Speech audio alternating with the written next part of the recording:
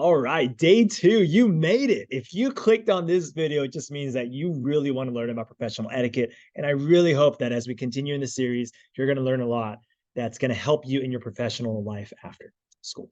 All right, here we go. Day two is all about body language and attire. When you think about body language attire, you don't think about professional etiquette, but it really is all about professional etiquette. All right. So as we go on to day two, and if you haven't seen the other videos, take a look at the other ones as well. If you're completing this course as we're launching it, then there's going to be a note taker. And if you have that note taker, go and take notes. And if you want to join that, go and check out the email list below if you're watching this within the time that we're launching it. All right. In this video, we're going to learn about defining what the body language is. We're going to look at examples of professional attire. We're going to understand why both of those two things are important. And then finally, I always like to leave you with some reflection questions to consider, to reflect on, because that's how you're going to really grow. All right, here we go. Let's start with the first one. What is body language? Well, let's begin. Body language is a type of communication in which physical behaviors, as opposed to words, are also used to express or convey information. For example, your facial expressions. Like, see how happy I am making this video. I love doing this. Your body posture, how you sit, how you stand, gestures in general, eye movement, eye contact, the tone of your voice, how you say something, not just what you say. And then finally, what you wear, your attire. So we're going to talk more about that in this video. I saw this from online. I grabbed this image from online. It says about 70 to 93% of all communication is nonverbal, which means you don't even have to say something, yet someone's already thinking what you are trying to portray, trying to communicate through your body language. I found this online as well. 9 horrible body language habits that are hard to quit: fidgeting, playing with your hair, adopting a defensive pose, forgetting to smile, etc. So all these are different ones that we need to be mindful of when it comes to professional development. When it comes to examples of professional attire, I did some research here, and it's really interesting what I found. Our wardrobe, what you wear, and your choices on what you wear communicate a lot about your personality and your attitude. I'm sorry to say this, but people do judge you based on what you wear. Like, that's just what it is. And often they're an enormous element of someone else's first impression of you.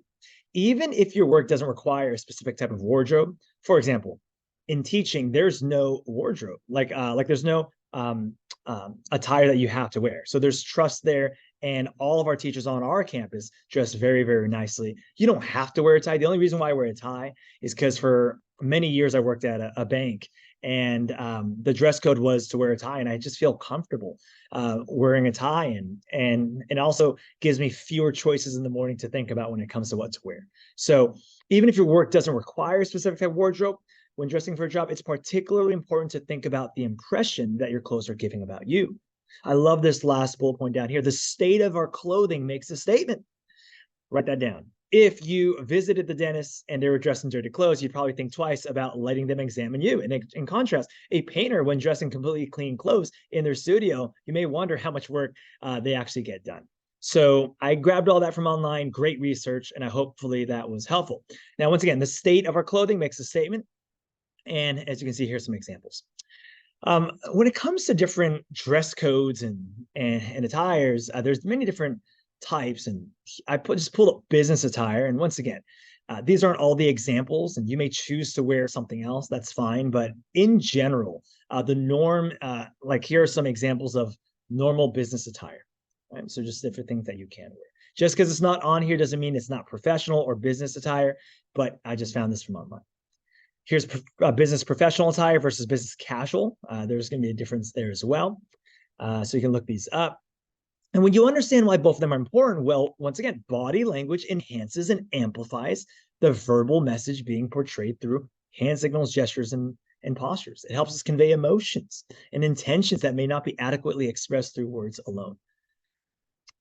Quick recent story. I had the privilege of talking to a person who hired for In-N-Out a few years ago.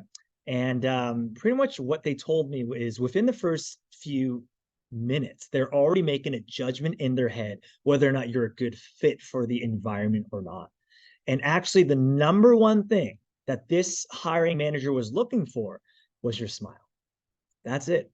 Not about your grades. It's not about, it's just Are you excited to work it in and out? And do you normally have a smile? And if you do, they want you to be one of their associates. So when I think about that, that's so true about body posture, but more so body language and your attire. Why else can your attire be important? Your appearance is often the first thing that others notice about you. Dressing professionally can form a positive impression to people you meet in the workplace. As we finish off this video, thank you so much for watching. How would you rate your own body language and your own attire? Just think about it. Can you improve in one of them? Which one would it be? How can you improve in your body language attire specifically? What are some changes that perhaps you can make? Sometimes they're in your control, sometimes they're not in your control. But when you grow up, how do you want to dress? How do you want to act like? And finally, you've got to think about this, but who is a role model in body language and attire in your life that you aim to be like? It could be a student, a colleague, someone who's your age, it could be someone older. So really think about these questions. And I really hope that on day 2, you learn a little bit more about how your body language and your attire matters. Thank you so much for watching, and we'll catch you next time.